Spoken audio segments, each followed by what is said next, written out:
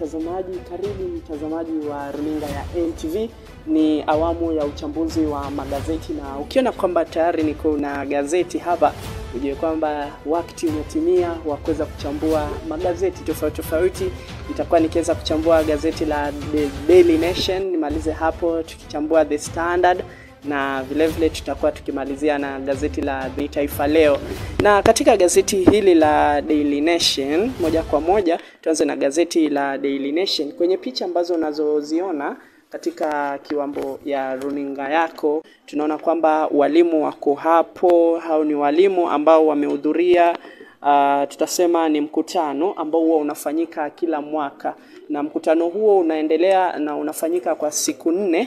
Na katika gazeti hili kenye kimeandikwa pale ni kwamba teacher split over SHA medical cover. Tuliona jana wale viongozi tofauti wa elimu walikuwa wametia sahihi pamoja na serikali, kukubaliana na serikali kwamba watakuwa wanatumia SHA kama bima ya SHA. Walimu wamesema kwamba serikali imeharakisha kupitisha utumiaji wa SHA kwa walimu wote. Hivyo basi wanasema kwamba ingekuwa ni vizuri serikali ingewaita walimu wote hapa Kenya wachukue maoni kutoka kwa hao walimu, alafu angazie jinsi ambavyo wanaweza kuja na sala mbadala, kitu ambacho wamekubaliana.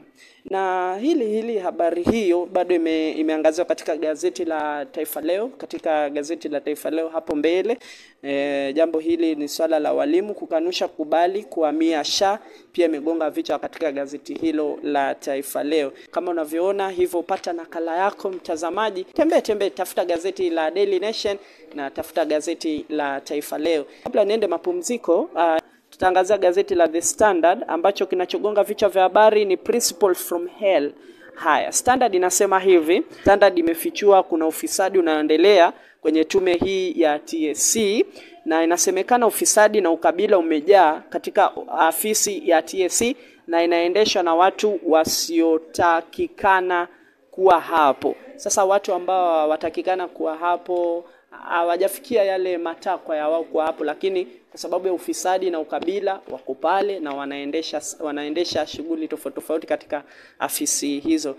Kwa sasa wacha twende mapumziko mtazamaji, tutarudi na mengi zaidi, tuendelee kuchambua yale yote ambayo yanagonga vichwa vya habari. Jina langu ni David Lukoe, salia nami papo hapo.